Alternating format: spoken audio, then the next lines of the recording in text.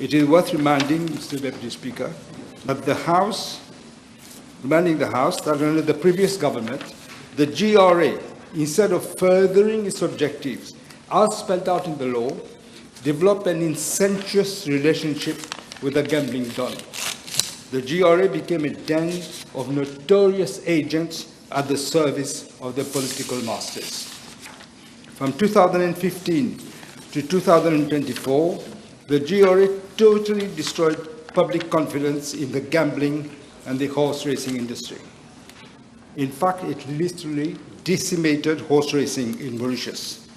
It acted more like a gambling promotion authority, dishing out various licenses in every nook and corner of the island. This is how the then government went about to prevent Mauritius becoming a nation zoukadea.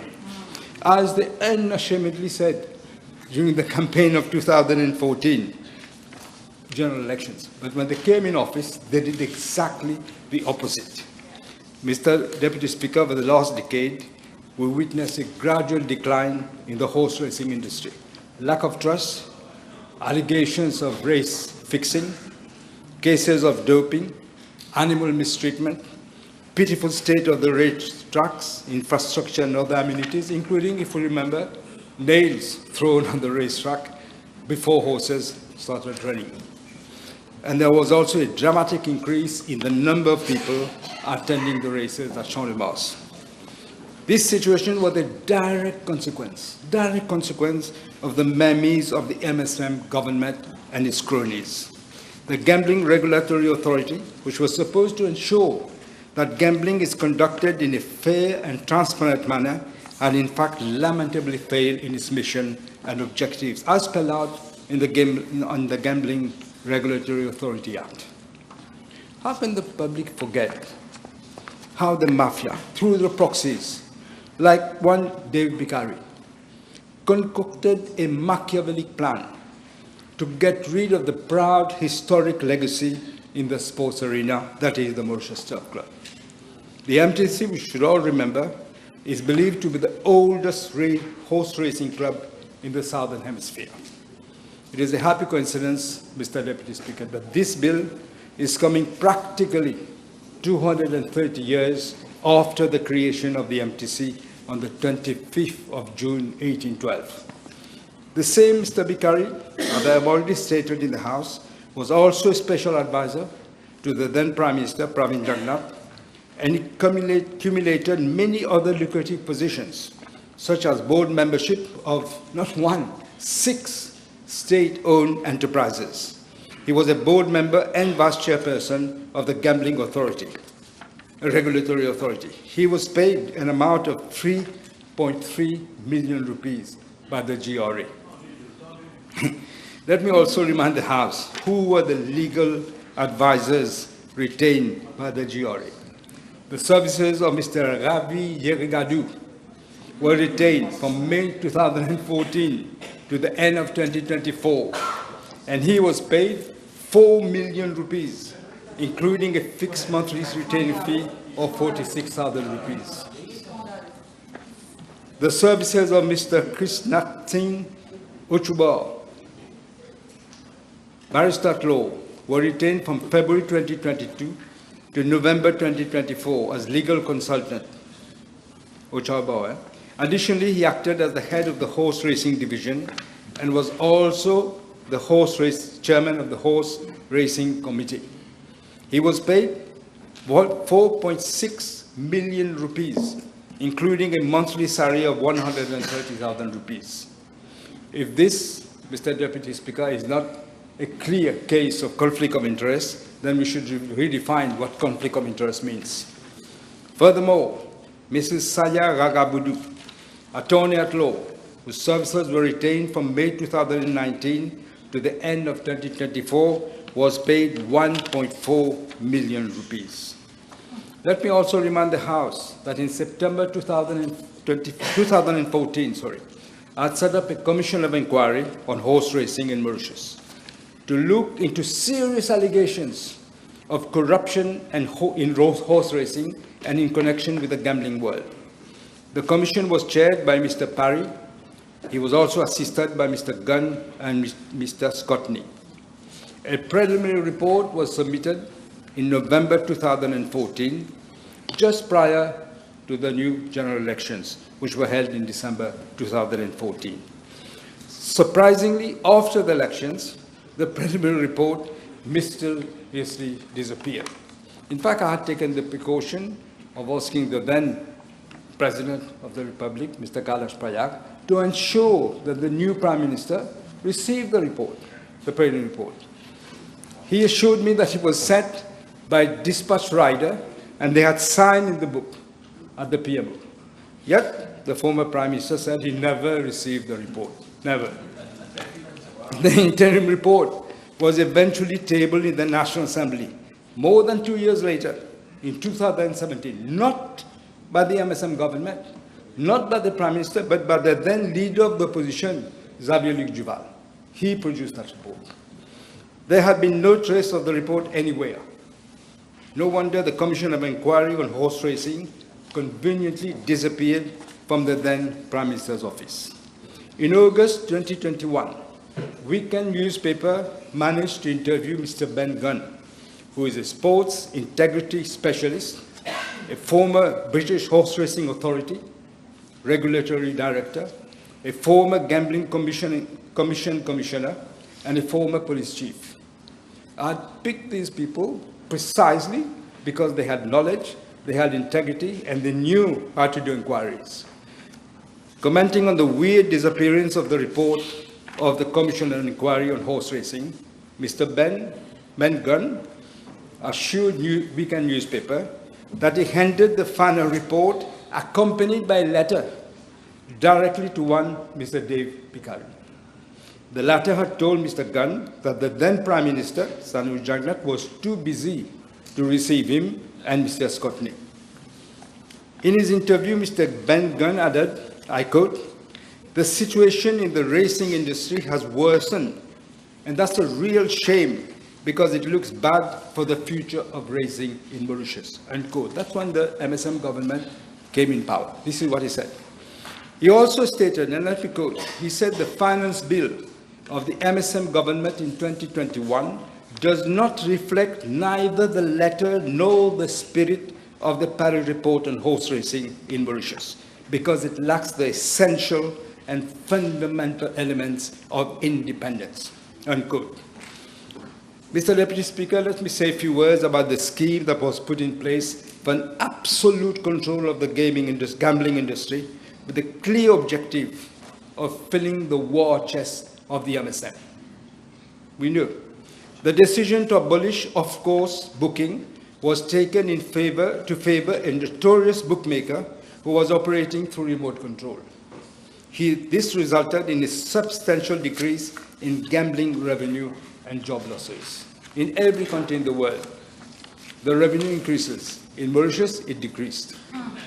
The horse racing division was presented in the Finance Miscellaneous Provisions Bill of 2021 as an independent division whose purpose was primarily, I quote, to ensure that a horse racing organizer effectively discharges its responsibilities regarding the organization of horse racing in all its aspects, including safety, comfort and standards of hygiene, security, discipline, and the prevention of fraud. What happened, Mr. Deputy Speaker, was that the HRD turned out to be nothing but a stratagem to usurp the powers and prerogatives of the horse racing organizer, which was the Mauritius Turf Club at the time. HRD never acted as an independent body. It was acting only as a political agent of the MSM.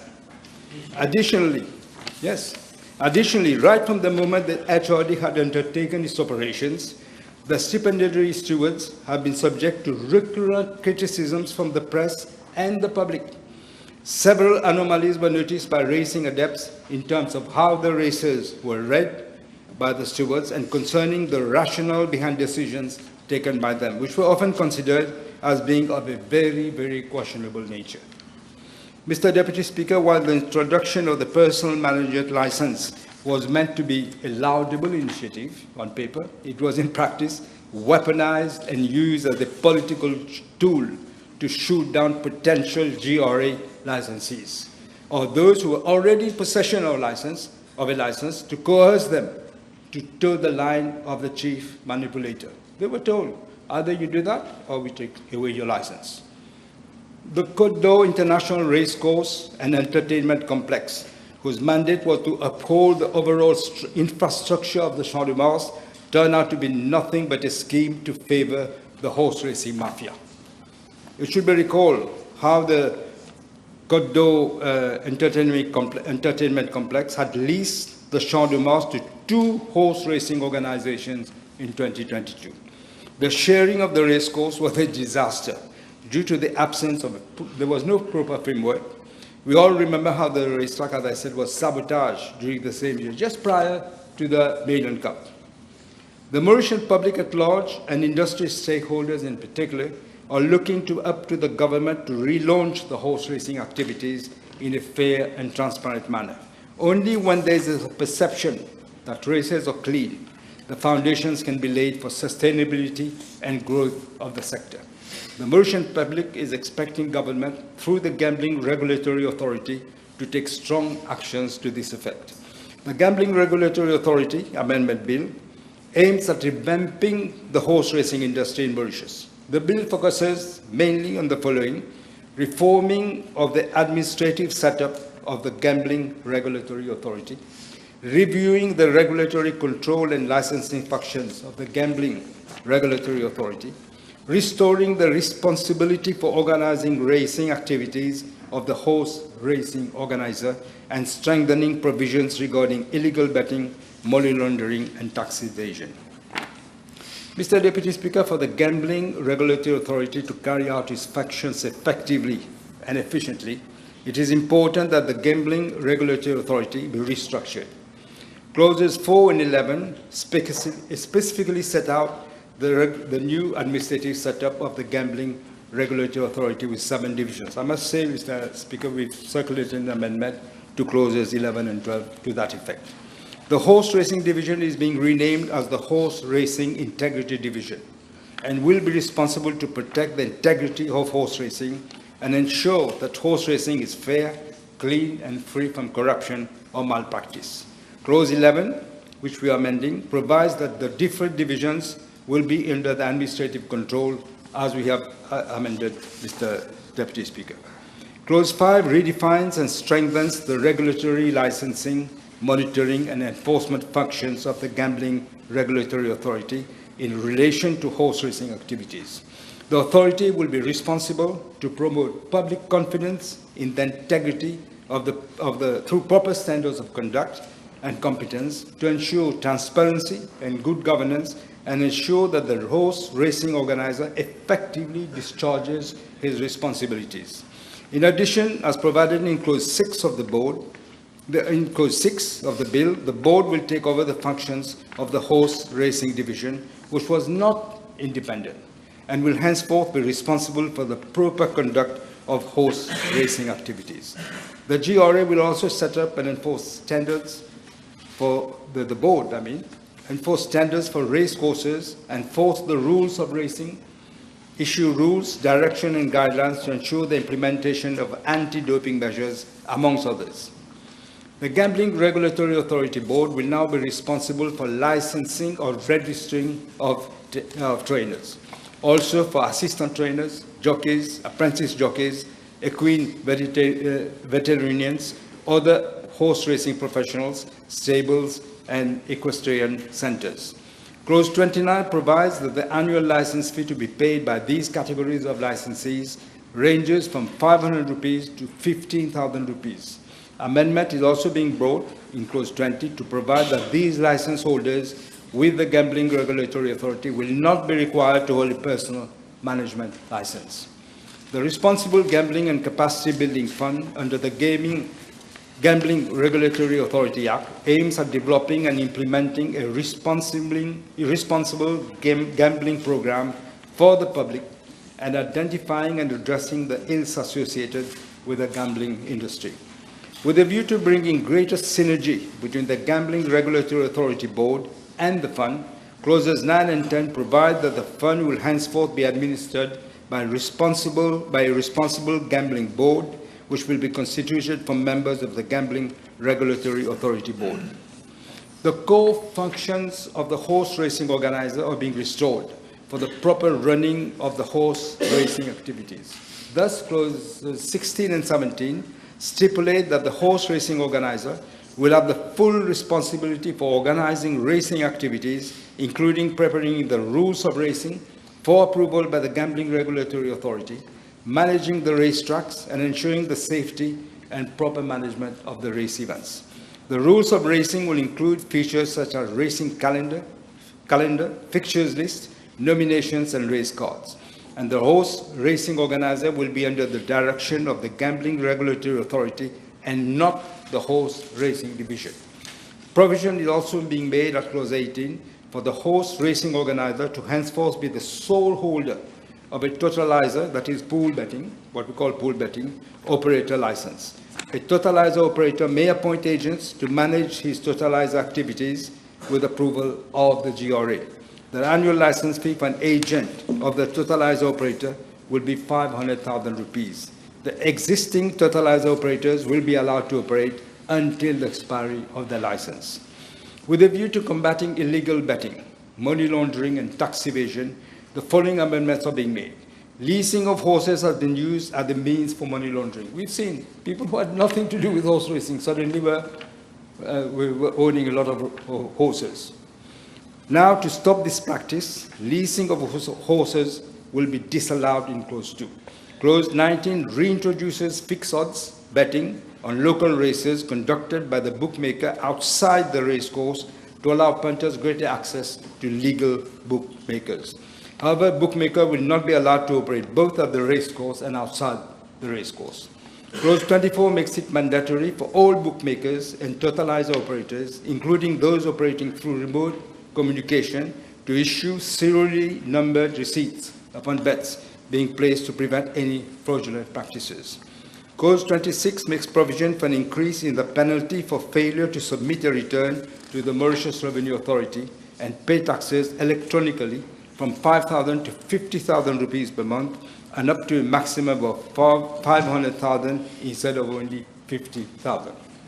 The bill also provides for the following amendments, namely, approval of the GRA will be required where disposal of shares in a licensee will result in a person acquiring 20% or more of the capital or voting rights instead of 10% as it is in Clause 22.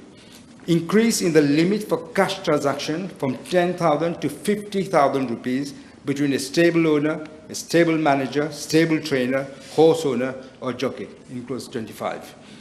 To allow a local gaming or betting company to sponsor race meetings and to do any advertising and publicity to that effect in Mauritius, as in the case of a foreign gaming or betting company in Clause 27. License fee payable by bookmakers and totalizers in respect of horse racing in the calendar year of 2025 will be reduced by 50% in view that the horse racing will start in the second half of the calendar year, as in Clause 28.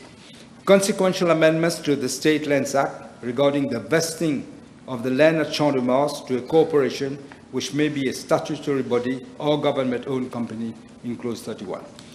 Mr. Deputy Speaker, my government is upholding its responsibility by putting in place the necessary legal and administrative framework for the revamping of the horse racing industry.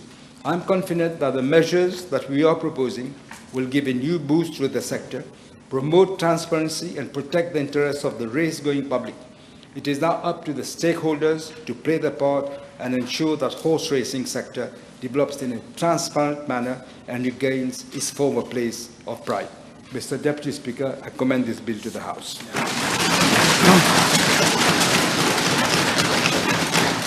Honorable Leader of the Opposition. Merci, Monsieur le Président, et merci de me donner la parole d'intervenir sur ce projet de loi. Dès le début de mon intervention, je dois avouer que je ne suis pas un fanat de course hippique, mais comme beaucoup de nos compatriotes, mon enfance a été marquée par les courses au Champ de Mars. Cet après-midi, Monsieur le Président, j'interviens sur ce projet de loi en tant que législateur et j'y compte apporter ma contribution. Monsieur le Président, nous sommes en présence d'un projet de loi, c'est-à-dire le Gambling Regulatory Authority Amendment Bill, qui a pour but principal de redéfinir les responsabilités des parties concernées par les courses hippiques de notre pays. Et l'objectif avoué est d'améliorer la réforme de 2022 et on aurait cru voir des améliorations, mais en fin de compte, on nous sert ce que moi je qualifierais une législation troublante. Monsieur le Président, la réforme en 2021 et 2022 était nécessaire et courageuse. Il faut bien le souligner. Il fallait mettre fin à une situation qui avait trop perduré et qui était devenue néfaste pour les turfistes mauriciens. Et on avait à faire face à une situation tolérée pendant trop longtemps. Du reste, rapport après rapport d'Euro en 1985 et le rapport de Paris en 2015, le constat avait été unanime et accablant.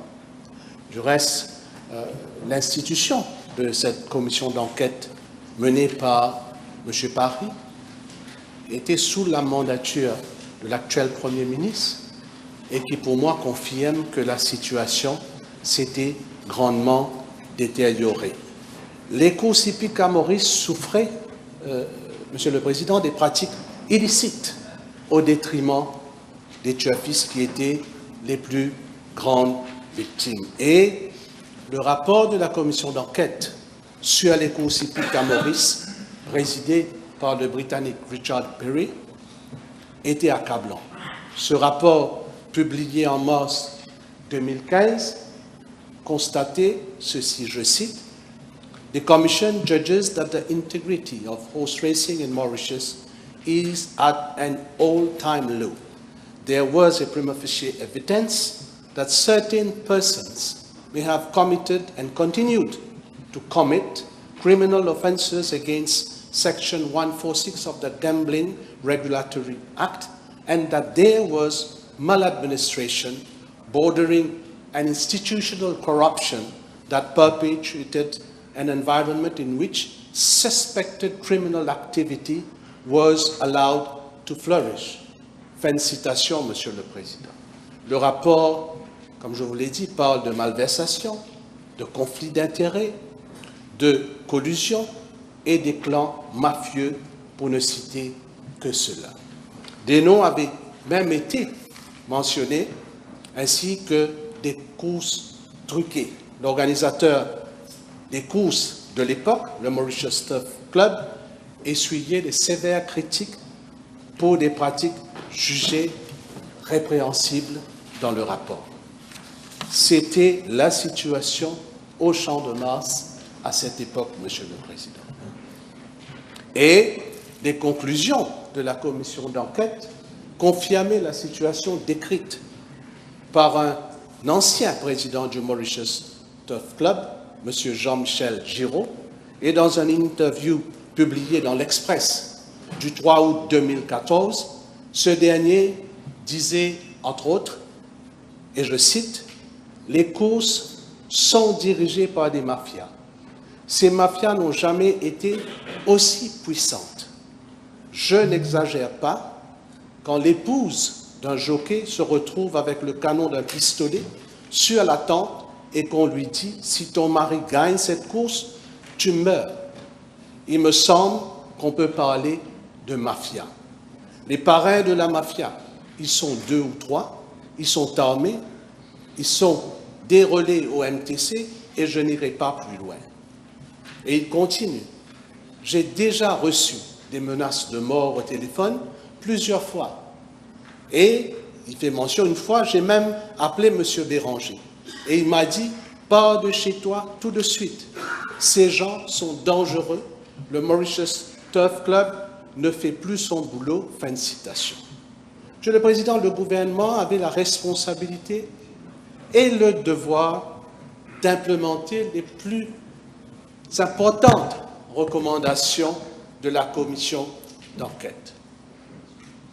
Et ici, j'ouvre une parenthèse pour mettre l'accent sur le fait que cette commission, instituée en 2014 par l'actuel Premier ministre, et il a fait part de cela un peu plus tôt dans son intervention, avait publié un rapport en novembre 2014 où elle réclamait une enquête criminelle en toute urgence sur des cas allégués de courses truquées, étant donné que la saison hippique tirait à sa fin et que les protagonistes concernés étaient toujours dans le pays pour être interrogés. Malheureusement, il n'y a jamais eu d'investigation criminelle, comme confirme le Premier ministre. Je dis cela, Monsieur le Président, parce que plus tard, je vais démontrer comment, par un amendement dans ce projet de loi, taillé sur mesure, et cet amendement permettra éventuellement à un des protagonistes de l'époque d'être à la tête d'une écurie de chevaux de course. Cela étant dit, Monsieur le Président, je ne vais pas m'attarder sur toutes les recommandations du rapport Paris. Je vais aborder surtout celles qui sont aujourd'hui mises de côté ou qui seront perverties par les amendements devant cette auguste Assemblée cet après-midi. La recommandation principale du rapport Paris insistait sur la nécessité absolue de séparer les regulatory and governance functions des courses hippiques des attributions de l'organisateur. Cela avait été conformément aux meilleures pratiques internationales suivant le modèle britannique. Le Gambling Regulatory Authority Act avait ainsi été amendé pour créer une Horse Racing Division indépendante au sein de la GR.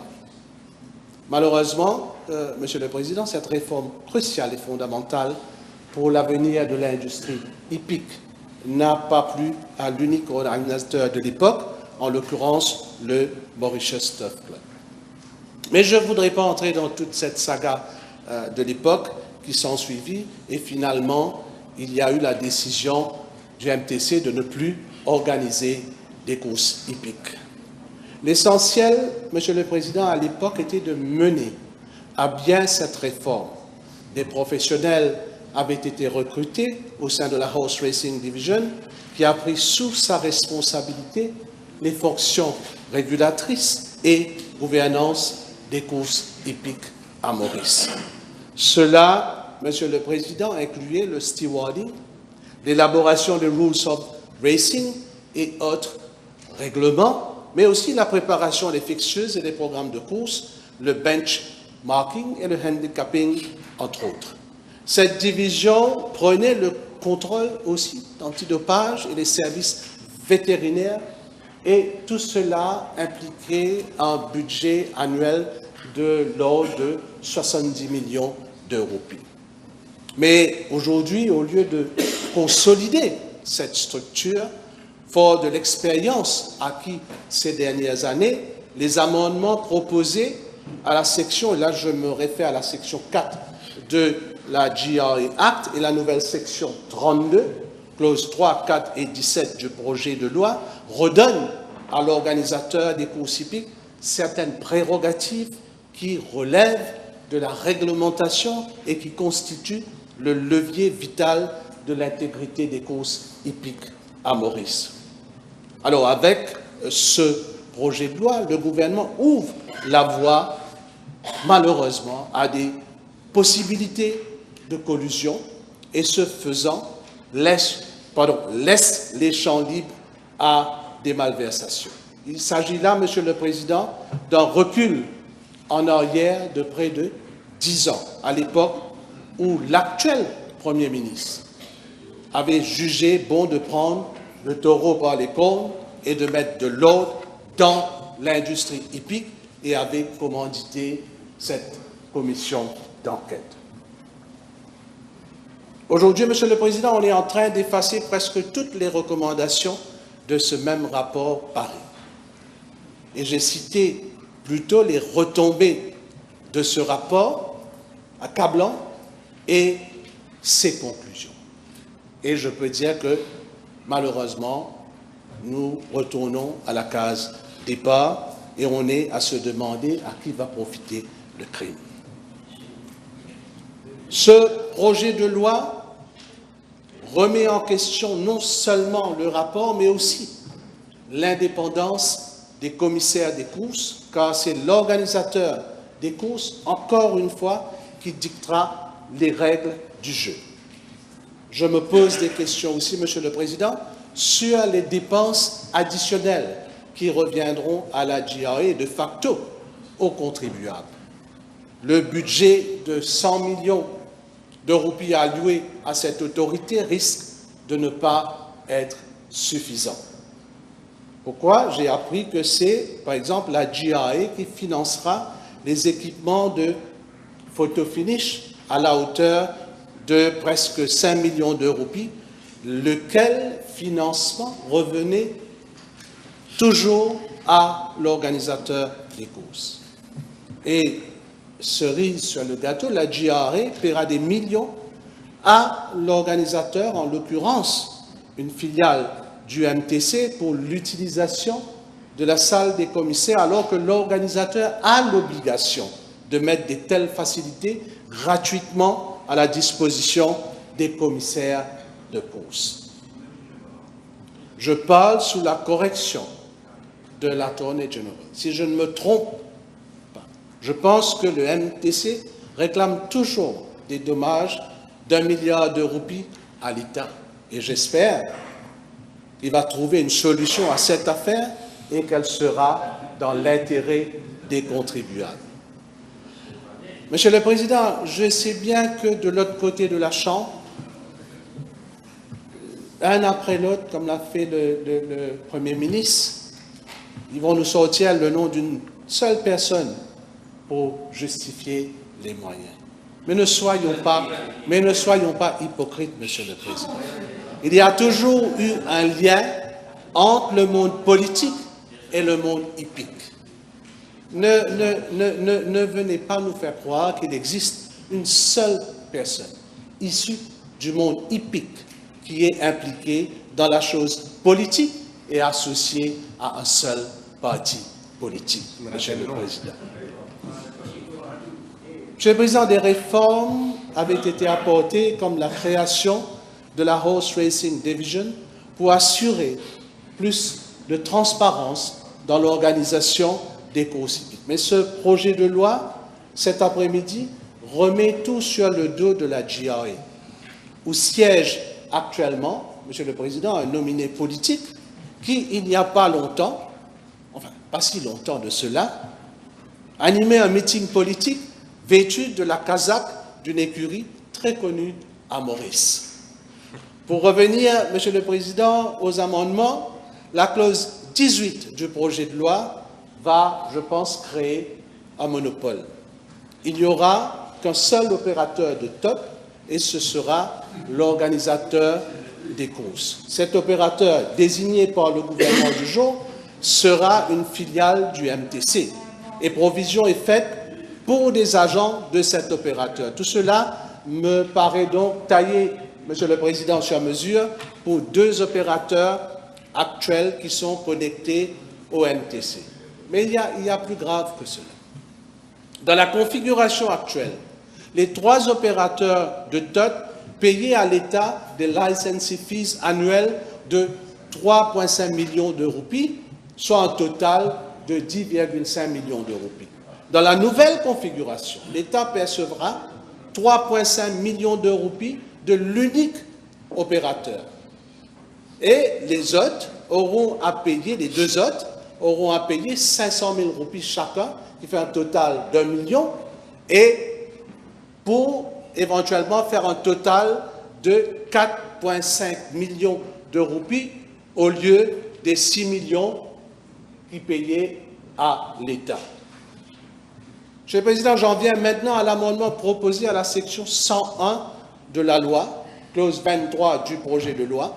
Ce gouvernement réintroduit le concept de Stable Manager, cette fois-ci rebaptisé Stable Owner, qui a été décrié dans le rapport Paris. Est-ce que cet amendement, Monsieur le Président, va être favorable pour certains qui avaient disparu du paysage hippique? Avec leur possible retour, on peut imaginer les phrases qui s'en suivent. Ce gouvernement introduit subtilement un modèle qui a été décrié dans le rapport de la commission d'enquête, et en ces termes, je cite, "The Commission heard from various stakeholders in racing, including owners, trainers, and MTC personnel, that the role of stable manager is an anachronism which served to cause confusion over who was in charge of and responsible for a training yard. The Commission was told that there was no functional reason for the retention of that post. The Commission sees no purpose to the separate post of stable manager and recommends it should be abolished forthwith, leaving only one person, the licensed trainer, having overall responsibility for running the training yard." Fin de citation. Même le MTC refusait à un moment donné ce modèle de stable manager, et avec raison. Le club avait décidé à l'époque de bannir un stable manager du Champ de Mars, et c'était en 2016.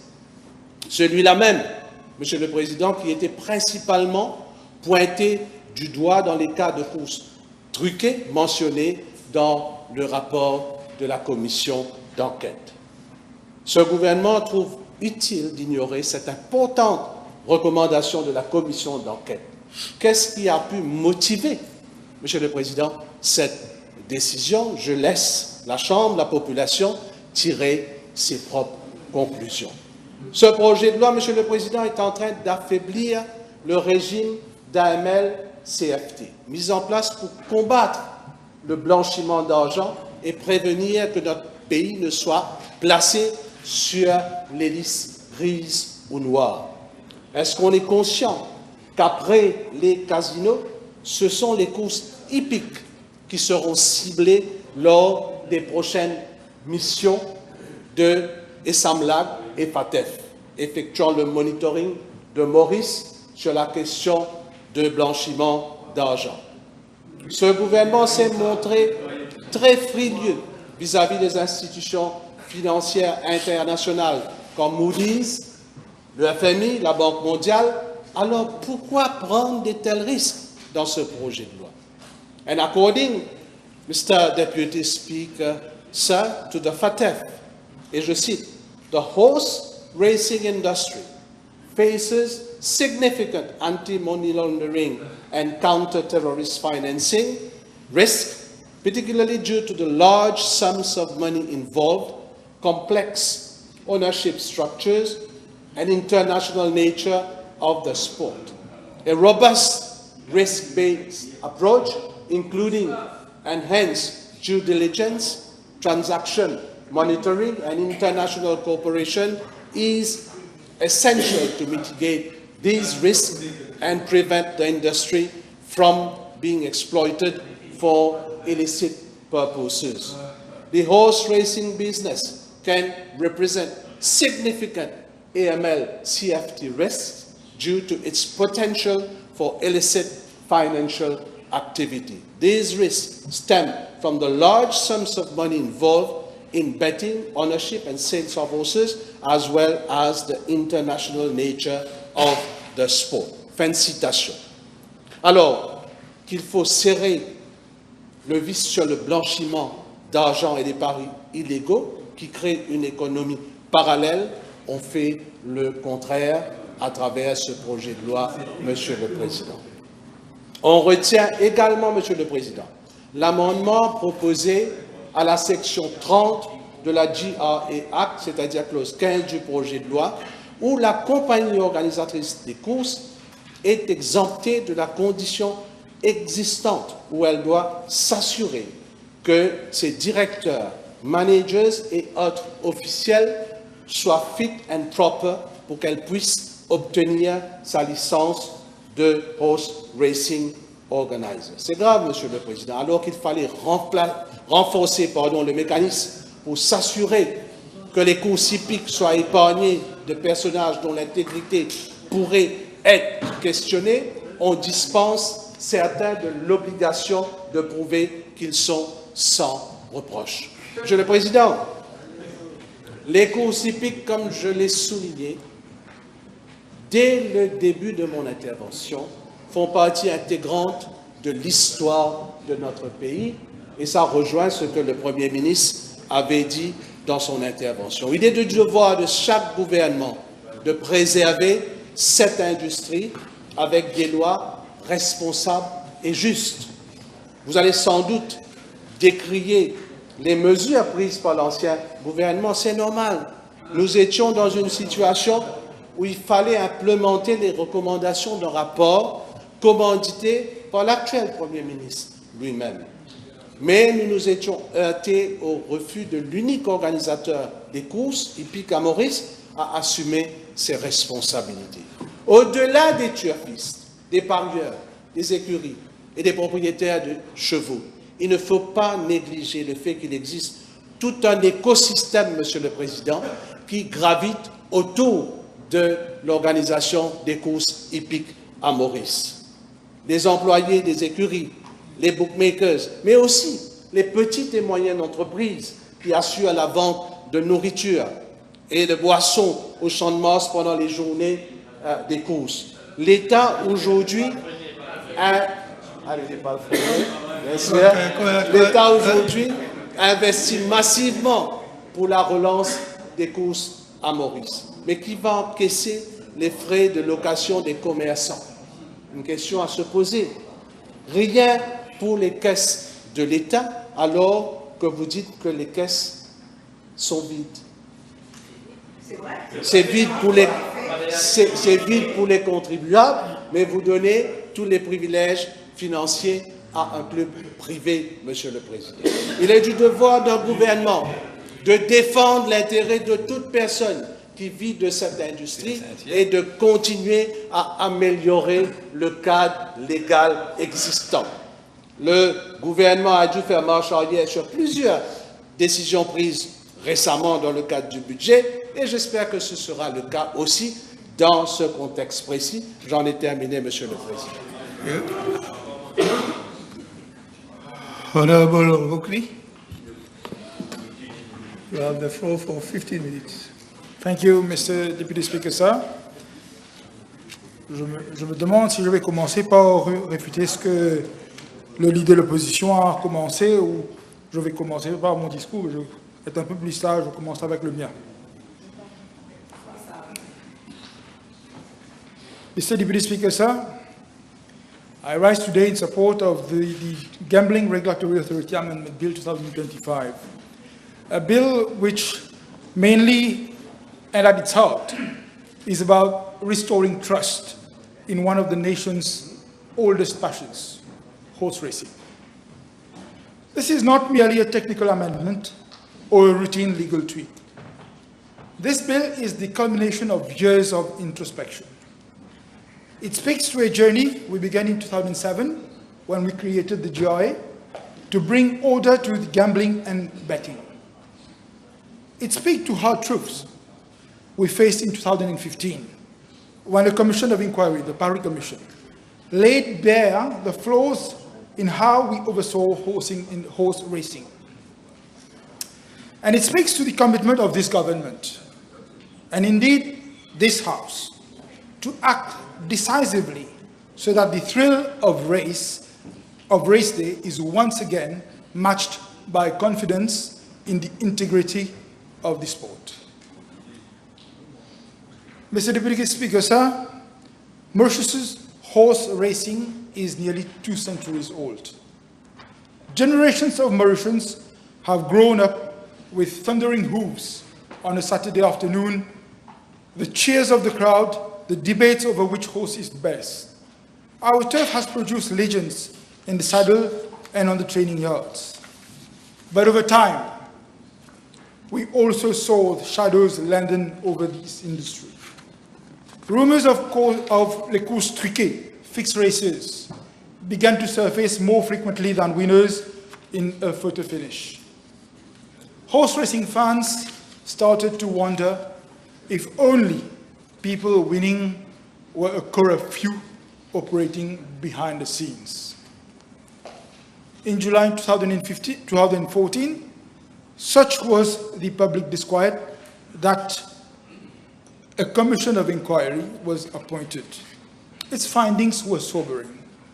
To put it plainly, it told us that the House of Horse Racing was in disarray, plagued by conflicts of interest and lack of oversight. It revealed the illegal betting syndicates were likely booming, that doping controls were falling behind, and that the public had lost faith. And what did the government that came in place in 2014 do? For 10 years, they did nothing. Yet, the leader of the opposition is boasting about the same report of the Commission of Inquiry, saying that it was damning, but until 2022, they didn't do anything.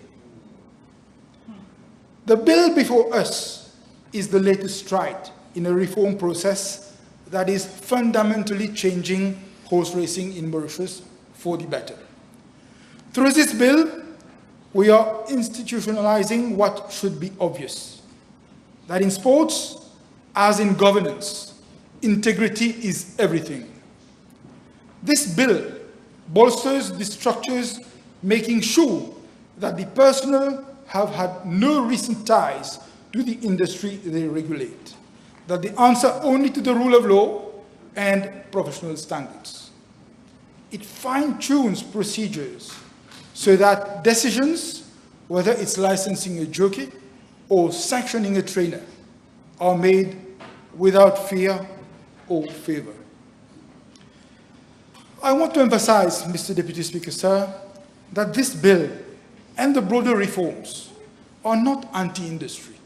They are pro-industry. A sport without integrity is a sport without a future. We need only to look at, for example, Hong Kong to understand this. Hong Kong's racing is a multi-billion-dollar enterprise famed worldwide. And do you know why? Because people trust it. Over there, if a jockey thinks about associating with shady characters, he is banned. If anyone tries to pull a false one, there is a high chance he ends up behind bars. In Hong Kong, they say, the steward's room never sleeps. Now, I'm not saying that we are Hong Kong. Not yet. But, Mr. Deputy Speaker, sir, with this bill, we are certainly on the right track. We have incorporated many international best practices: independent stewardship, advanced veterinary and laboratory protocols, data-driven monitoring of betting, and close collaboration with financial crime agencies to choke off illicit funds. We are showing that a small country like Mauritius can punch its weight, can punch above its weight in integrity. With the structural improvements we are doing with this bill, we are tightening licensing. We have made fitness and propriety, unlike what the leaders of opposition said. We have made fitness and propriety a mantra for anyone who wants a license, whether it's a jockey's license or an organizer's. With this bill, horse racing organizers will be required to be managed by companies with proper corporate governance. I also want to draw a contrast with what could happen if we do nothing, or if we roll back these reforms. Let's look at what happened in Macau. For decades, horse racing took a back seat. Governance stagnated, and interest plummeted. This year, Macau shut down its 35-year-old horse racing operations. An unthinkable outcome for us, but a very real reminder that complacency can kill a sport.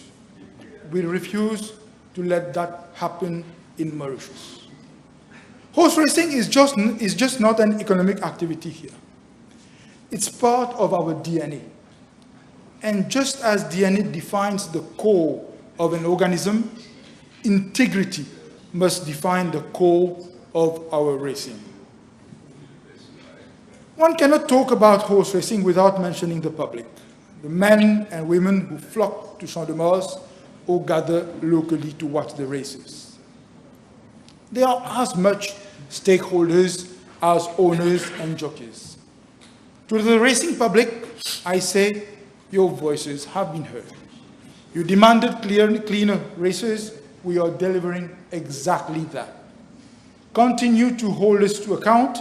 If you see something, say something. Mr. Deputy Speaker, sir, in supporting this bill, I believe we are doing right by our past and investing in our future. We honor the legacy of those titans of our turf history, the likes of Serge Henry, by ensuring that their sport thrives in a new era of integrity.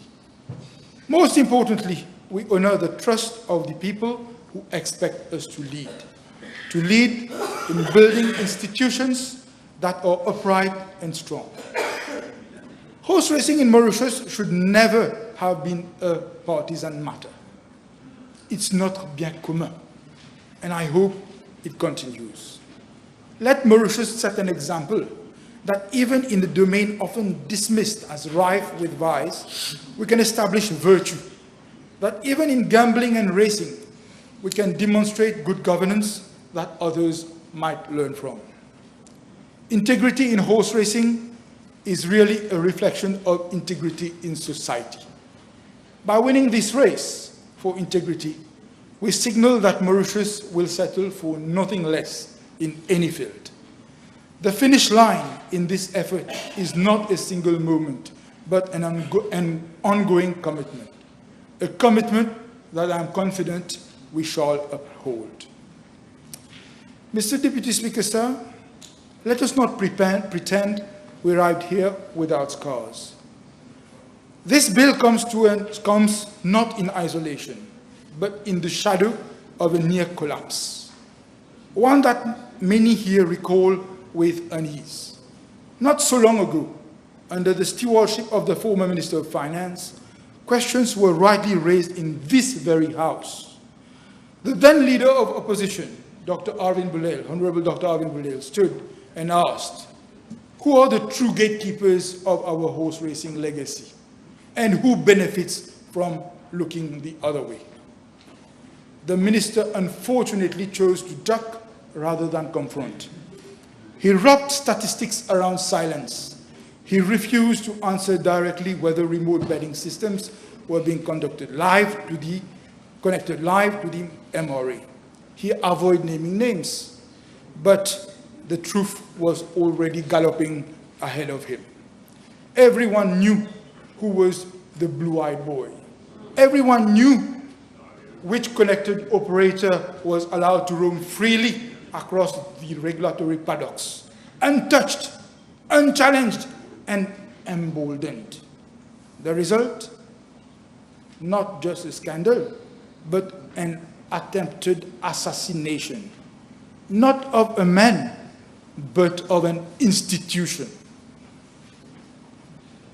Mr. Deputy Speaker, sir, the very soul of our horse racing heritage, an industry older than our parliament, was nearly strangled by executive complicity. We were hours away from seeing Champ de Mars turn into a graveyard of tradition. And yet, one stable stood tall, the Lequerie Gajador, the oldest, the proudest, the one whose history is bound with the gallop of our nationhood. They refused to bow to the orchestrated collapse. They refused to be part of a regulatory conspiracy. And in that resistance, they gave us what no legislation could provide, a heartbeat. It is in that heartbeat, Mr. Deputy Speaker, sir, that today's reform is born. This bill is not about licensing or divisions or enforcement mechanisms. It is about redemption. It is about making sure that no government, orange, yellow, whatever, will ever again be allowed to gamble with our racing legacy behind the veil of ministerial privilege. And if today we rise to cast our vote in favor of this reform, let us remember, we are not just legislators. We are custodians of trust, of transparency, of a 200-year-old tradition that refused to die. With those words, I wholeheartedly support the Gambling Regulatory Authority Amendment Bill 2025, and I commend this bill to the House. Thank you. Honorable Latoya. Monsieur le Président de la Chambre, l'industrie du jeu du hasard pourrait se porter mieux à Maurice. Même si je n'ai pas des chiffres précis à apporter aujourd'hui, je sais que cette industrie pourrait apporter une contribution non négligeable à l'économie nationale en termes d'impôts, de redevances et d'emplois. Nous savons tout de même que l'autotech brasse près de 3 milliards, SMS pariage 1 milliard par année. Cette industrie comprend également les courses hippiques et ses bookmakers, le sports betting qui est disponible en ligne et très populaire chez les jeunes, de même que les casinos qui offrent plusieurs jeux comme le poker, la roulette ou encore les machines à sous. L'État impose 15% sur le revenu de cette industrie. Sur le plan mondial, il faut savoir que l'industrie du hasard ne pèse pas moins de 618 milliards de dollars, croît d'environ 5% par an et son chiffre d'affaires atteindra 750 milliards de dollars d'ici 2034. Mais c'est ici, à Maurice, comme l'a dit tout à l'heure le Premier ministre, que le chiffre d'affaires de l'industrie de ce jeu-là est en train de baisser et a baissé ces dernières années. À titre de comparaison par rapport aux chiffres que j'ai mentionnés avant, laissez-moi vous dire que l'industrie mondiale du tourisme est évaluée à 1 500 milliards de dollars, ou encore le PIB suisse, un petit pays mais une grande économie, était de 590 milliards de dollars en 2022. Le PIB mauricien, c'est environ 15 milliards de dollars. Nous sommes en train de parler de beaucoup d'argent, beaucoup d'argent.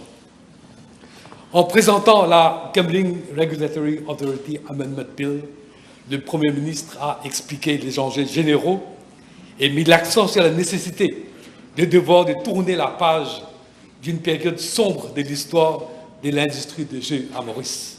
Cette période où tout le pays, y compris l'hippisme, était géré de sorte que les caciques et les affairistes du régime précédent remplissent leurs poches à n'en plus finir, et où les règles de jeu s'appelaient népotisme, corruption, abus de pouvoir, blanchiment d'argent, Jean-Michel Lichim, Bicari.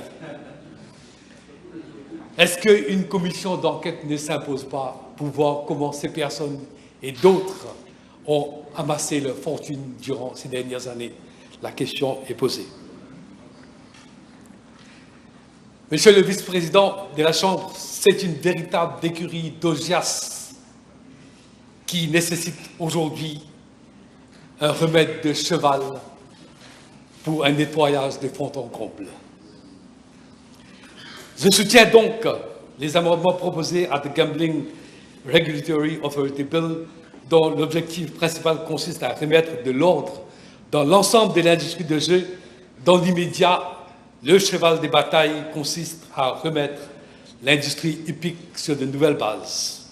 La reprise de l'activité hippique cette année coïnciderait avec le bicentenaire du Mauritius Turf Club, l'organisateur historique des courses. Ce sera un cadeau d'anniversaire à tous les Mauriciens. Monsieur le vice-président de la Chambre, pour préparer mon intervention de cet après-midi, j'ai parlé autour de moi et j'ai constaté sans surprise que les Mauriciens, beaucoup des Mauriciens, sont attachés aux courses hippiques. Pour les uns, c'est l'amour du cheval. cette bête majestueuse que l'homme a domestiquée. Ils sont des milliers à se rendre, semaine après semaine, au mythique Champ de Mars pour prendre part à une activité sportive unique. Pour la journée de la fameuse Maiden Cup, ils se déplacent en famille. Certains d'entre nous se souviennent des jouets artisanaux et d'autres bric-à-brac achetés à Champ de Mars et des calamindas mangés ce jour-là. Pour les autres, les courses sont une activité économique et financière. Pour les propriétaires des chevaux, c'est un investissement. Il y a aussi ces amateurs, ces petits amateurs passionnés de courses pour qui, avec 400 et 500 000 roupies, ils procurent une participation. Tout ce monde attend un retour sur investissement. Je ne parle pas ici des dizaines de marchands de biryani, des dalles pourries, des barbes à papa, des beignets et d'alouda qui gagnent aussi leur vie. Et tout ce monde confondu, les Mauriciens aiment miser un copec, voire plus, dans l'espoir de doubler, tripler et pourquoi pas centupler leur mise.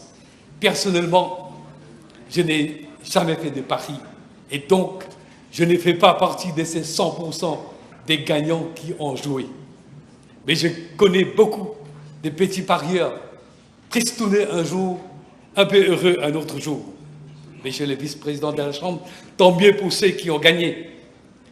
Même si on sait qu'à la fin, les petits parieurs honnêtes est toujours perdant.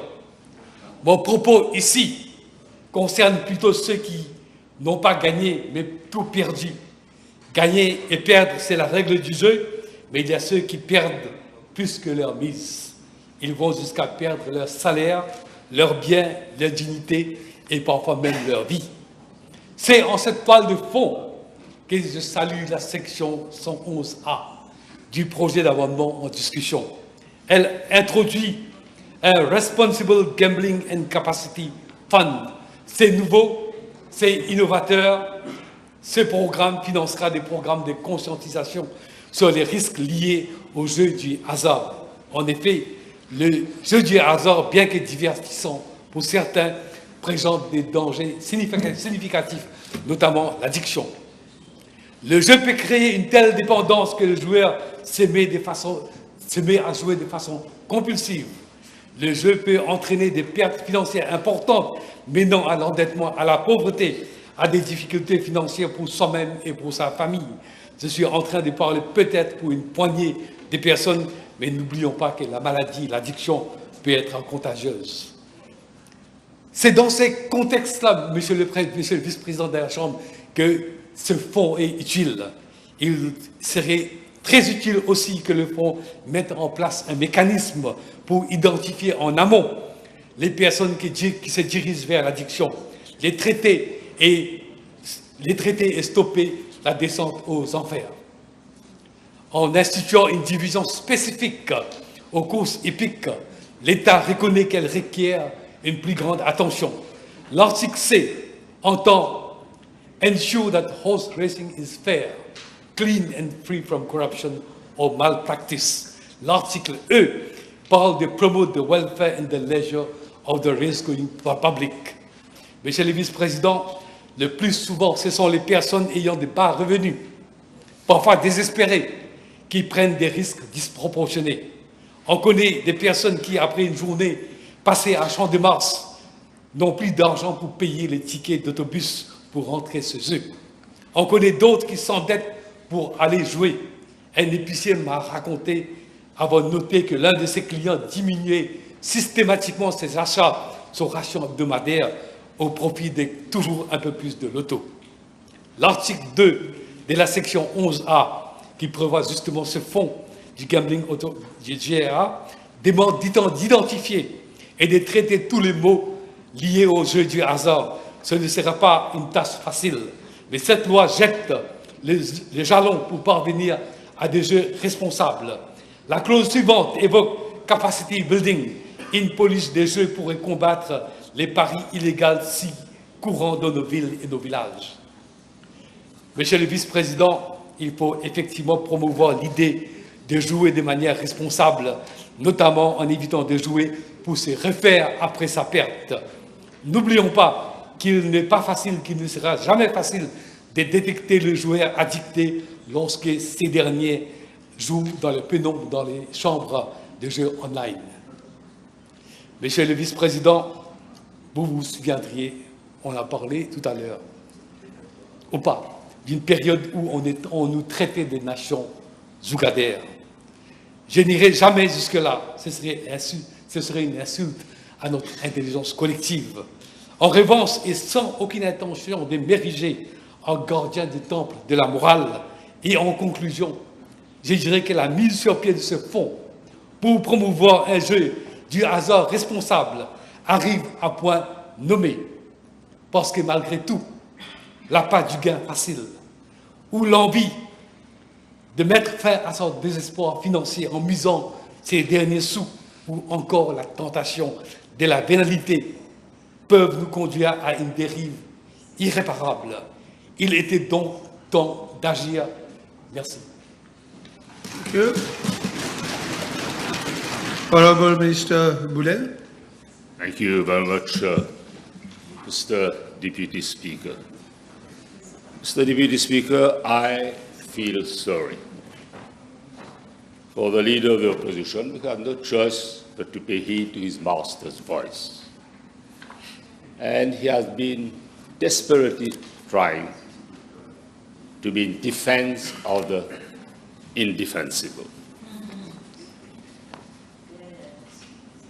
And we know who brought horse racing into disrepute.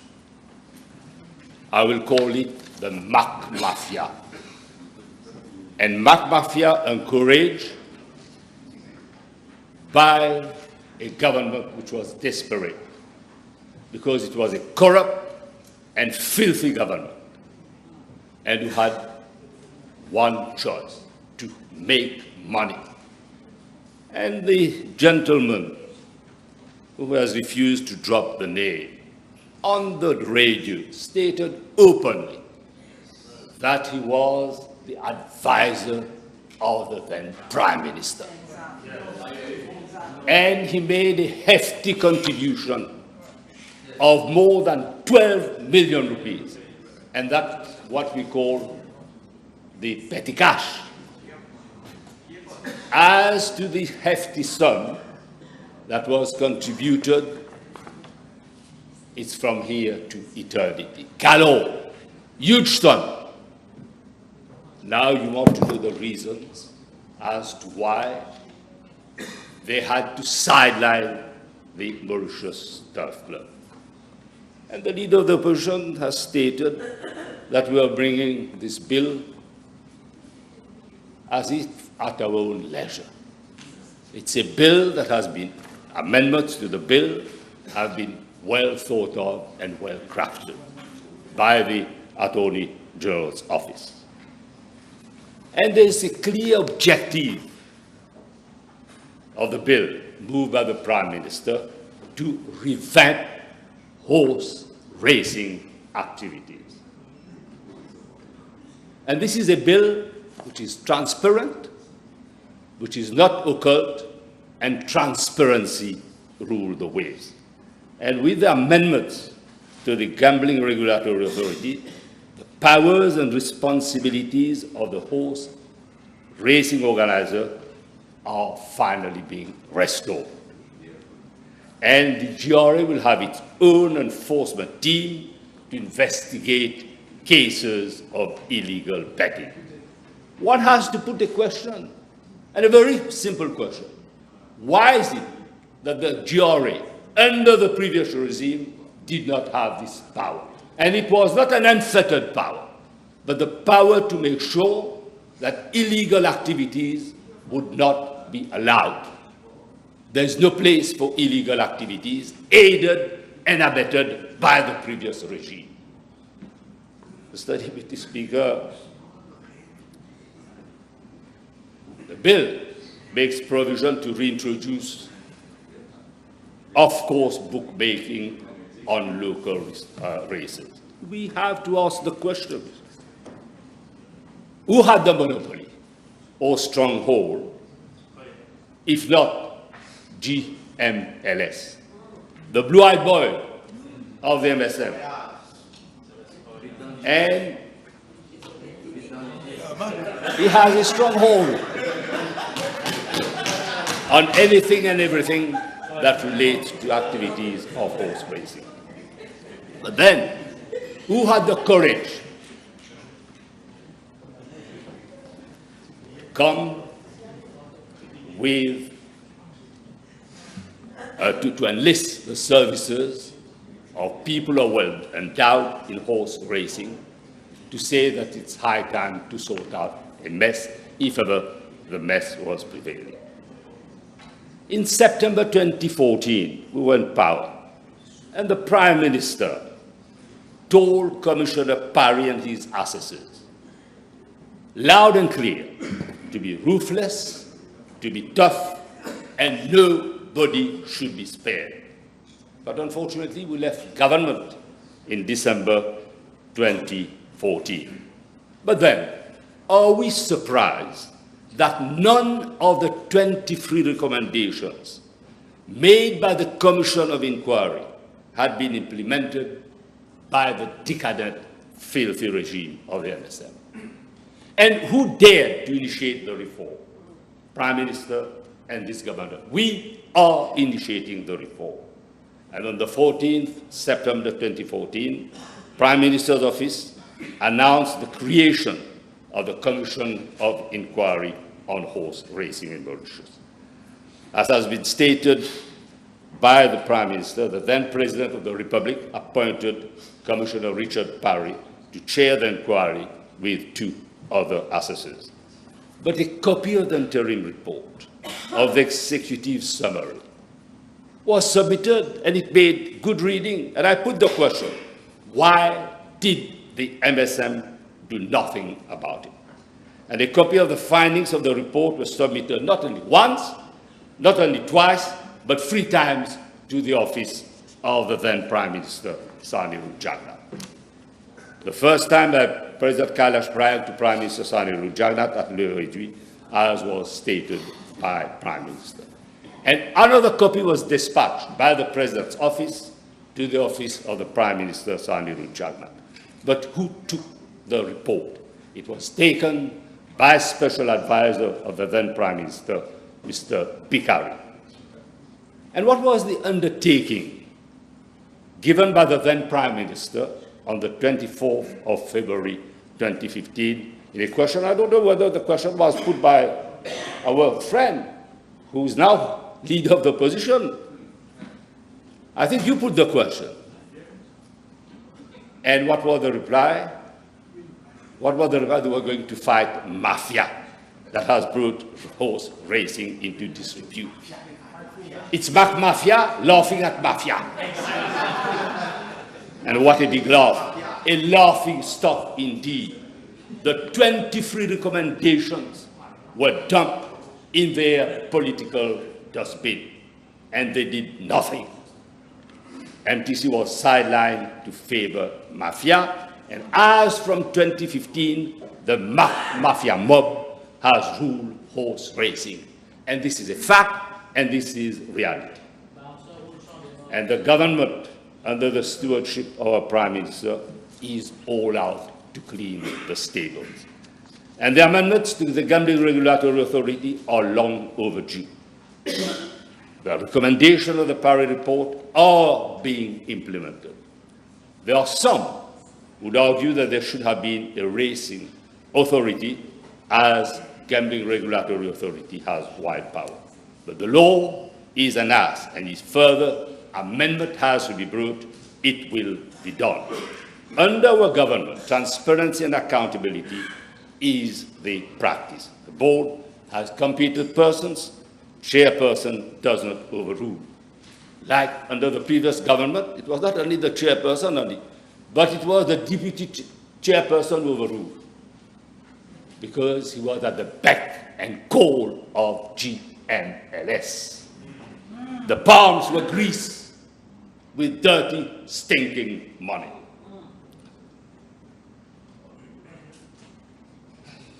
Mr. Deputy Speaker, the Board of Stewards of MIC has to deliver, and the Board of GOI has to be on constant watch, monitor, and scrutinize. And it has to make sure that the shadow of Mr. MLC does not surreptitiously exercise control over the Board of Stewards. Section 6C of the new subsection in F and G provides zone of comfort, but it has to err constantly on the side of caution. There is no departure. Section 2 of the Principal Act lays the foundation with new definitions. The authority rules the waves. It has wide power clearly defined in Section 3 of the Principal Act amended. And we are ushering public confidence. Public confidence in the integrity of horse racing industry is now being restored. And the chief executive, though has no voting right, has to do such other things as may be necessary to attain the objective of the authority. And this has been clearly spelled out in Section 13 of the Principal Act amended. Mr. Deputy Speaker, under the cover of a few shortcomings and misgivings of the MTC, the regime was hell-bent, as I've stated earlier, to destroy an institution, a hallmark of a process of democratization over the years.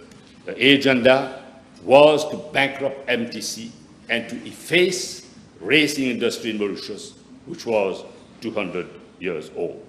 And horse racing activities were delivered on a golden platter by a corrupt, filthy regime to the advisor whose name, is, as we say, is on the wall. The writings are on the walls. In exchange, and why? Because it was done in exchange of more than a fistful of dollars. Mr. Deputy Speaker, I'm not saying that MTC was a saint walking in. It has its fair share of largesse or big spender at one time.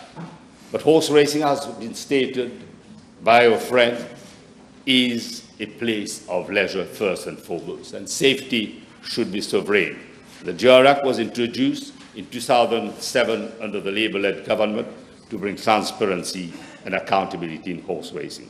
And amendments are being brought to consolidate the main objectives of the Gambling Regulatory Authority. But as I've stated, and it's good that I've reinforced what I stated earlier, from 2015 to 2024, MSM and its cronies had a field day racing each other to swell their pockets from the proceeds of crime. Horse race fixing and gambling scandals were rife, and those guilty of fixing horse races cannot get away. The fall of jockey Roy at the meeting of the 10th of August 24, when his horse was about to cross the finish line, was a clear case of fixing. And he was not the only culprit. Who could forget of sabotage when there was alternative horse race meeting between MTC and the People's Turf PTP at Champ de Mars. Sharp nails, as Prime Minister stated, were spread on the race course to break the psyche and to discredit MTC. But the culprit got away. Why? Because Mac Mafia's rule was supreme, money talk, and cruelty to animals were least of their concern. Horses at Petit Gamin are being ill-treated, were ill-treated at the GMLS Equestrian Center. And several colleague MPs drew the alarm bell. The Ministry of Industry, Food Security, Blue Economy, and Fisheries reacted, and prompt actions were taken by our vets. Enough is enough. First, there should be no cruelty to animals. As of now, there are 175 horses under the care of MTC, and around 550 horses owned but not always cared for. A sizable number of horses will be imported during the year. Welfare of these horses is natural justice, and where are the vets? The circle of membership of the Vet Council will widen to create legitimate opportunities for qualified vets. Well-qualified vets are waiting to be registered. The Vet Council cannot operate as a private members club. MTC has only 2 vets. Government has earmarked $5 million for construction of an animal hospital, and there is a need of urgency to construct an incinerator at La Vigie. I won't rule out a public-private partnership between the GRA and MTC or any private sector. The Department of Veterinary Services will act as an enabler. Mr. Deputy Speaker, as the then leader of opposition, I put free PNQ from June to August 2024 on gaming and horse racing scandals of gigantic proportions in relation to one, to investment certificate allocated to Equestrian Limited, two, in relation to licenses and outlets linked to each of horse betting licenses with remote communication indicating if the betting software thereof were linked live to MRA, and the People's Turf PLC Limited and its subletting agreement with Côte d'Or International Racecourse and Entertainment Complex Limited. I put those questions, and replies given to me were bluff, and I call the bluff of the then Minister of Finance. Blatant lies were told in this very House to protect the interests of the blue-eyed bird of the MSM. His outlets were never linked live, and God only knows how much money was washed, rinsed, dried, and spin-dried in their laundromat. Mr. Deputy Speaker, it is said several persons were on the payroll of the blue-eyed bird of the MSM. In the police force, and I will not drop names, but people who know whom I have in mind. At the PMO, at the MRA, the horse racing division, and Mr. DB during the COVID crisis gave approval for SMS pariage to place bets by punters on international horse racing. But who gave SMS pariage the monopoly to place bets on international soccer matches? I'm sure the gentleman whom I'm referring to knew that he had a field day under the garbage rule of the MSM. The appeal committee of the GRA is politically tainted with appointees of the previous regime, and I press upon all of us to see to it that the shadow of the MSM should not even be seen or perceived to be seen at the GRA. And I've been told by GRA that it has recently put an end to these illegal practices. Other than opposition, we denounce vehemently the corrupt regime. Honorable Bagwan, Honorable Richard Duval, and many of us put question to tear them apart.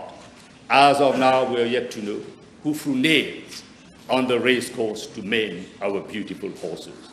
Under whose instruction, for God's sake, the culprits have to be found out, and they should be found out. We're in government, and we'll see to it that GRA delivered.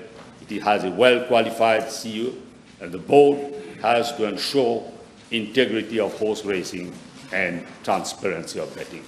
Mr. Deputy Speaker, I'm told a new server will replace the central electronic monitoring system. It will provide the facility to connect a bigger number of GRA licensees, including casino, gaming houses, bookmakers, and totalizers. And this is transparency. This is accountability. And there is no, as we say, underbelly activity. It's all transparent, and the reason why the new server will replace the central electronic monitoring system is precisely to be accountable and to be transparent. And the licensees will be monitored strictly, and all betting transactions updated in real time without undue delay. This is why we have to say that the days of remote communication are over. No more remote communication. Mr. Deputy Speaker, anti-money laundering and combating of financing transaction is paramount. You've got 2 minutes to go. Yeah. Well, if I have 2 minutes, then I have to conclude. Photo finished. But let me say that, the cooperation which has been, which is to be set up, has its raison d'être. And I will, before I conclude, I will single out one unsung hero. The name has been mentioned by the leader of the opposition, Mr. Giraud, who dared to challenge a narcissistic system. And I also salute the bold position taken by Mr. Gadeda, owner of a stable, to denounce vehemently the illegal activities aided and abetted by the corrupt regime. Mr. Gadeda was an ambassador for being a strong proponent of reform of horse racing activities. Mr. Deputy Speaker, the horse racing organizer of the GRA has delivered licenses to MTC. The latter has been reinvented and has to live up to public expectation. After all, MTC made history and has a new lease of life to be a showcase of horse racing. Thank you very much. Thank you, Honorable. Honorable Attorney General. Mr. Deputy Speaker, sir, le leader de l'opposition a concédé qu'il ne connaît pas grand-chose à la chose hippique. I commend him for his honest admission.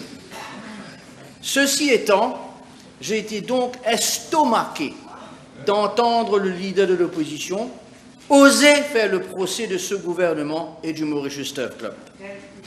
En ce faisant, il a essayé de défendre l'indéfendable, de couvrir les frasques de ceux qui avaient pris en otage le Champ de Mars pour faire des sous, rien que des sous, pour que celui qui a avoué publiquement financer le parti du leader de l'opposition puisse faire plus d'argent.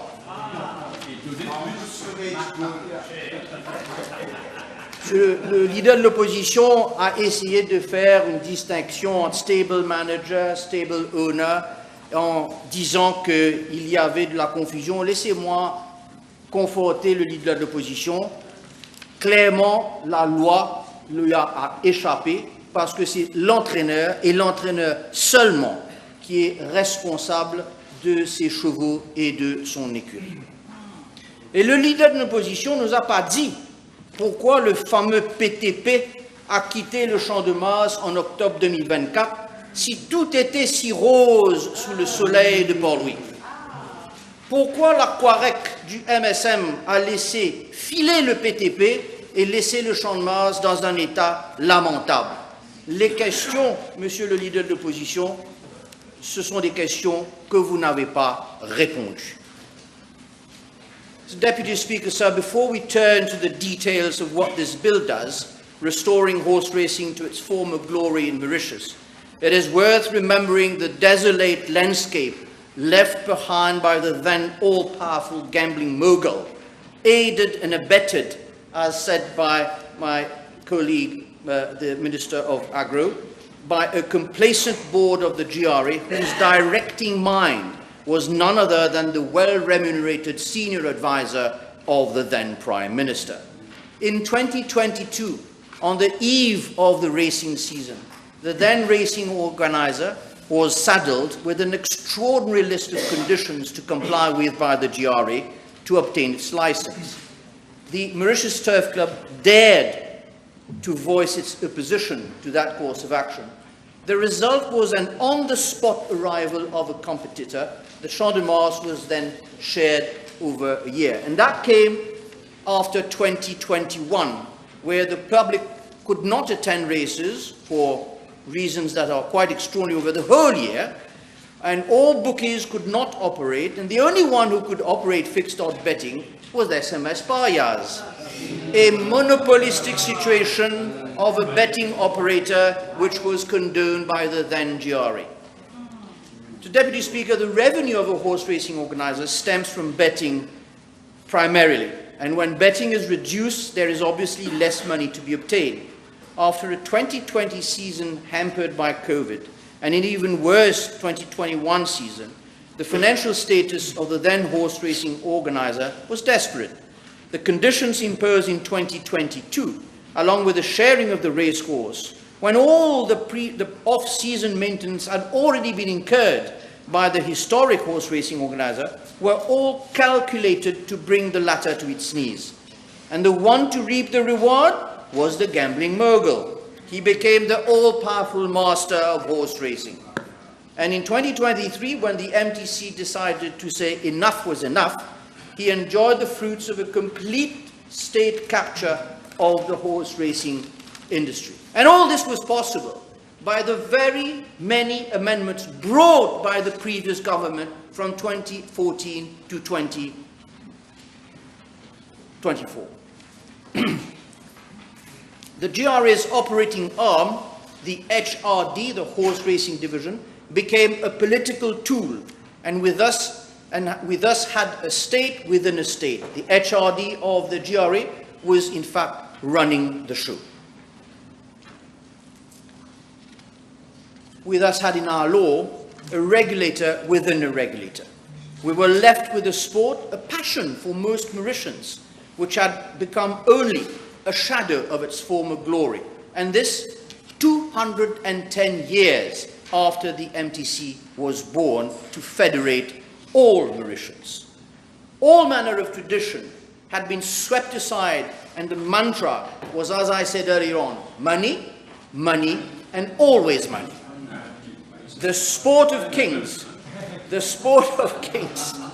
had been desecrated by an unholy alliance of politicians and a ruthless businessman. Fans spoke of traditions they saw slip away. This was the time when one person was enriching himself on the corpse of a tradition of more than 2 centuries. This was a reign of doubt. Doubt about doping, doubt about controls, doubt about unpaid wages, doubt about meddling. All this clouded public trust and such in every steward's inquiry. In short, confusion reigned where clarity was needed, and accountability was scattered where it should have been singular. All to profit the one and only at the expense of the many. It is precisely this mess that this bill now seeks to sweep aside by providing a more transparent and cost-effective body where the board of the GRE and no one else would remain the sole body responsible for all decisions. Thus, the main object of this bill, Mr. Deputy Speaker, sir, is the repeal of Part 3A of the GRA Act, i.e. the abolition of the Horse Racing Division. This HRD was established in 2021 with a purported objective of inter alia regulating, controlling and monitoring the organization of horse racing activities in Mauritius. But then they provided the HRD with a horse racing committee, which was set up itself to administer and manage the HRD. Comprend, il comprendra. The HRD was in itself, as I have explained, an authority within the GRA. It was created to be distinct from the GRA, but how can a body within the GRA be administered and managed by a separate committee rather than the board of the GRA? The reason I'm raising this issue, Mr. Deputy Speaker, sir, is the legal consequences of such an absurd situation. No legal action could lie against the HRD. Any matter done by the HRD was legally considered to be done by the GRA. And if the HRD failed in its duty, you could only sue the GRA and not the HRD, except that the board of the GRA had nothing to do with the decisions of the HRD. With the introduction of this amendment bill, we are now doing away with this absurdity. The Horse Racing Integrity Division, and I stress on the word integrity, is being set up as one amongst the other divisions of the GRA, and it will fall squarely under the umbrella of the authority. It will have such functions and powers as the board of the GRA will determine, and it will be the GRA, as opposed to the HRD, that will regulate, control, and monitor the organization of horse racing activities in Mauritius. I have learned from some quarters, Mr. Deputy Speaker, sir, that the Chief Executive of the GRA is, through this bill, apparently being given wider powers than the board of the GRA. I would like to reply that this is not the case at all. In fact, the general powers of the Chief Executive were scattered in several provisions, and for sake of clarity, these same powers have now been brought under the umbrella of one provision. With the bill before this House, Section 13.3 has been remodelled. Let me reassure the House that the powers of the Chief Executive have not been enlarged.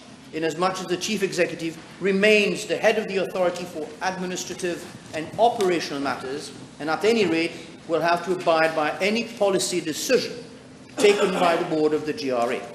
However, to make this even clearer, an amendment to the bill is being brought today to provide that the Chief Executive shall, in the discharge of his functions under Section 13(3) of the Act, subject to such directives as he may receive from the board. In fact, it is the powers of the board that are being enlarged with the taking over of the HRD. All the powers previously conferred to the HRD will now rest with the board. Mr. Speaker, sir, allow me at this juncture to supplement the expose of the Prime Minister with 3 additional points that, taken together, demonstrate why the bill before us is necessary and, above all, workable. Firstly, integrity measures that reach from stable door to finish line. The bill imposes a continuous chain of integrity obligations on every actor in the sport. Clause 6.2 empowers the Gambling Regulatory Authority Board to set and enforce standards for racecourses, issue anti-doping directions, license every professional from trainers to veterinarians, and run its own disciplinary proceedings. This is the legal backbone of a clean racing product demanded by the Suivez and partners alike. To give those rules teeth, Clause 30 inserts Part 2 of the 4th schedule, requiring a bank guarantee of 3 million rupees from each licensed trainer or registered stable. This represents money ring-fenced to meet wage and stakeholder liabilities if things go wrong. The bill further modernizes anti-money laundering thresholds by raising transaction reporting trigger from 10 to 50,000, thus maintaining vigilance on keeping horse racing clean, whilst recognizing today's economic realities. Secondly, enabling a fair and sustainable business model. Sound regulation of horse racing must be matched by a business model that can pay its own way. 2 clauses achieve exactly that. Clause 18 requires the future totalizer operator to be the race organizer itself. Revenues and responsibilities now travel together. Free riding, no pun intended, ends. Clause 19 requires bookmakers to choose either on-course or off-course operations, not both, closing long-standing conflicts of interest. Mr. Deputy Speaker, sir, law will not be enough to implement this goal, but our statutes must facilitate the objective. We cannot have a racing organizer constantly having its business model threatened by the authorities, constantly being blackmailed in pleasing the government of the day. Thirdly, and finally, safeguarding a national treasure, the Champ de Mars. Horse racing is more than business, it is heritage. Clause 31 amends the State Lands Act so that control over the Champ de Mars may be vested in a government-owned corporation under clear terms, with Quarex rights and liabilities transferred seamlessly. The land stays in public hands, but the entity granting the lease, consistent with this government's decision in November 2024, will have the security needed to invest in track maintenance, safety upgrades, and spectator facilities. So, Deputy Speaker, sir, when we protect the Champ de Mars, we protect, quite literally, the ground on which generations have stood together in sporting fellowship. By passing this clause, we choose to conserve a site that belongs to the memory of the nation. This bill is also pragmatic, Mr. Deputy Speaker. Transitional provisions, for example, cater for existing tote licenses until their expiry. All stakeholders who have already been hard at work will be rewarded with the prospect that these legal reforms will give further impetus to the timetable for the new season, so that what we legislate today can be felt on the turf as soon as possible. Mr. Deputy Speaker, integrity is being enforced, a business model that sustains itself and a heritage protected. These are the threads the bill wheels into a single, coherent statute. I therefore invite honourable members to support this bill and give the thousands of women and men who live, work and dream around our racing industry something priceless: certainty and probity. The rules are now clear, Mr. Deputy Speaker, sir. The field is level and the future is worth betting on. I commend this bill to the House. Honourable Prime Minister. Thank you, Mr. Deputy Speaker. I want to thank all members who participated in the debate. But let me respond to a few things that the leader of the opposition said. He mentioned, to start with, the interview Mr. Jean-Michel Giraud gave to l'Express. I did not know Mr. Jean-Michel Giraud then. But when I read the article, I asked him to come and see me in my office.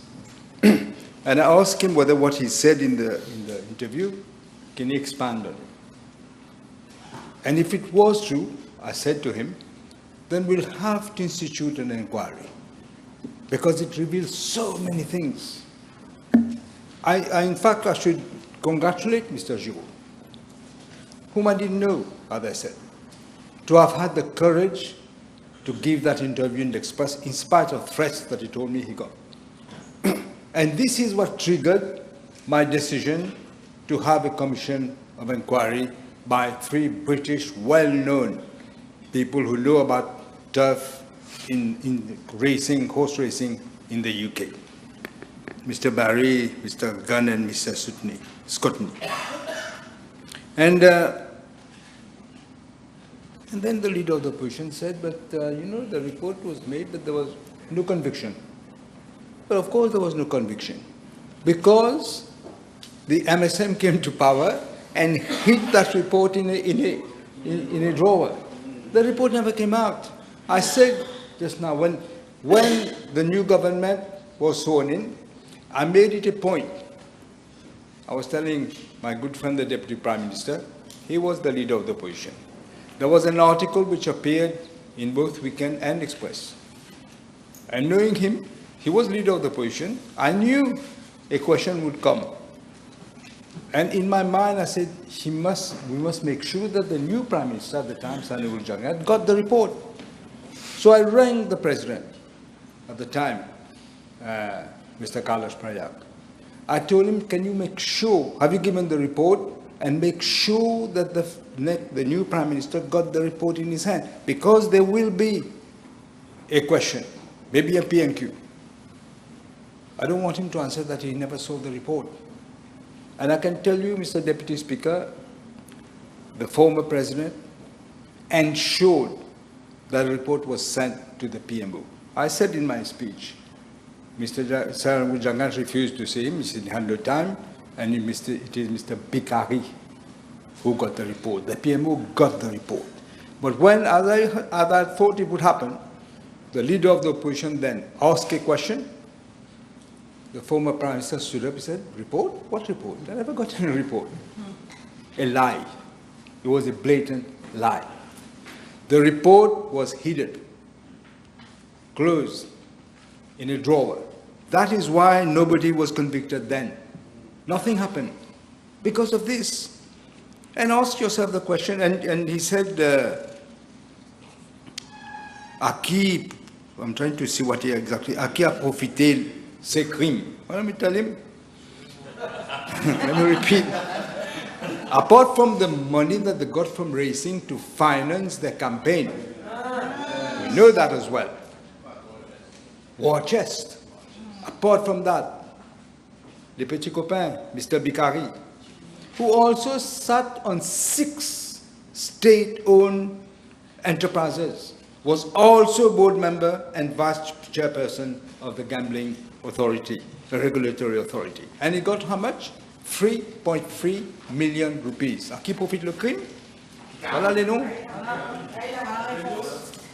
Mr. Ravi Erigadou. He was paid 4 million rupees, including a fixed monthly retainer fee. That is, whether he did something or did not do something, he would get 46,000 rupees. Third one, Mr. Krishna Kant Singh Ochaiba. He acted as the head of the horse racing division, and he was also the horse racing chairperson of the horse racing committee. He was paid 4.6 million rupees, including a monthly fee of 130,000 rupees. Eh? Mrs. Saya Ragabudu was paid 1.4 million rupees. These are the people who were put there as stooges in the army, were taking orders how to run races, what the orders were being given to them. And they were just pocketing the money. So you should ask yourself, leader of the opposition. He said the MTC refused to participate in horse racing. Ask yourself, why? Why would they stop? Why une écurie comme l'écurie de Gajador, qui était dans les courses depuis combien de centaines d'années, il a refusé d'être otage de la MTC. Il a dit plutôt, je veux refuser, mais je recommencerai si jamais il y a un nouveau gouvernement qui met de l'ordre dans la GRA. Et ce qui se passe maintenant, il est retourné. Il y a eu recul de 10 ans, oui, à cause d'eux.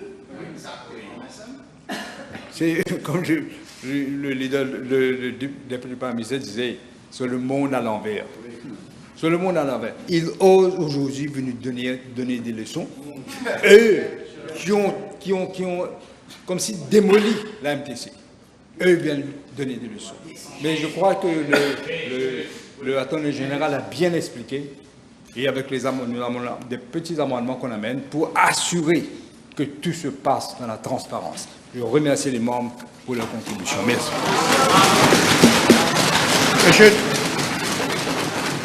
Honorable Prime Minister, you should commend the bill to the House. Deputy Speaker, commend the bill to the House. The motion is seconded by the Deputy Prime Minister. The question is that the Gambling Regulatory Authority Amendment Bill number 15 of 2025 be read a second time.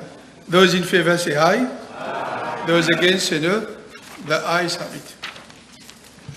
Committee stage.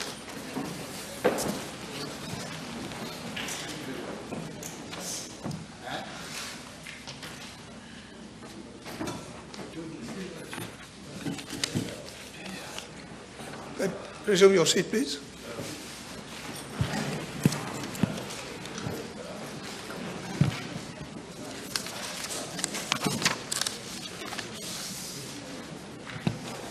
Clause 1, short title. Clause 2, interpretation. Clause 3, Section 2 of Principal Act amended. Clause 4, Section 3 of Principal Act amended. Clause 5, Section 4 of Principal Act amended. Clause 6, Section 6 of Principal Act amended.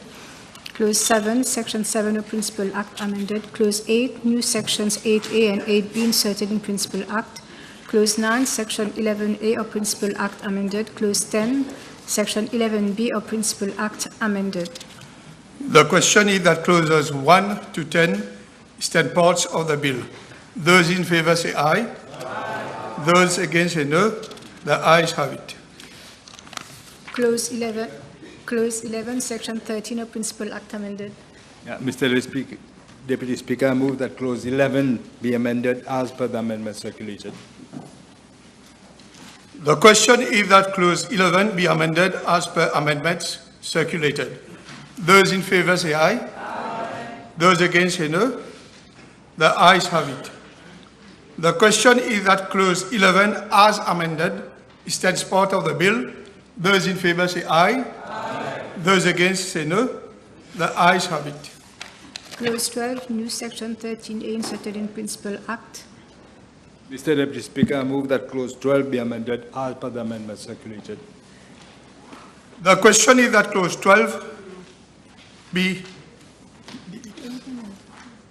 deleted per amendment circulated. Those in favor say aye. Aye. Those against say no. The ayes have it. The question is that Clause 12 stands deleted from the bill. Those in favor say aye. Aye. Those against say no. The ayes have it. Clause 13, Section 15 of Principal Act amended. Clause 14, Part 3A of Principal Act repealed. Clause 15, Section 30 of Principal Act amended. Clause 16, Section 31 of Principal Act amended. Clause 17, new Section 32 inserted in Principal Act. Clause 18, Section 34, Principal Act amended. Clause 19, Section 44, Principal Act amended. Clause 20, Section 93B of Principal Act amended. Clause 21, Section 94 of Principal Act amended. Clause 22, Section 20. The question is that clauses 13 to 20 stand part of the bill. Those in favor say aye. Aye. Those against say no.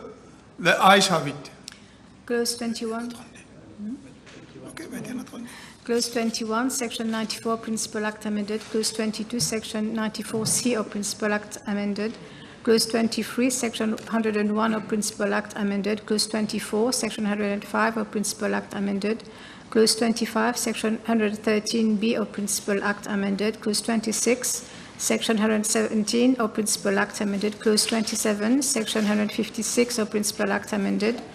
Clause 28, Section 165 of Principal Act amended. Clause 29, third schedule to Principal Act amended. Clause 30, fourth schedule to Principal Act amended. Clause 31, consequential amendment. Clause 32, commencement. The question is that clauses 21 to 32 stand part of the bill. Those in favor say aye. Aye. Those against say no. The ayes have it. Title and enacting clause. The question is that the title and enacting clause stand part of the bill. Those in favor say aye. Aye. Those against say no. The ayes have it. The question is that I do report to the House that the Gambling Regulatory Authority Amendment Bill, number 15 of 2025, has passed the committee stage with amendments. Those in favor say aye. Aye. Those against say no. The ayes have it.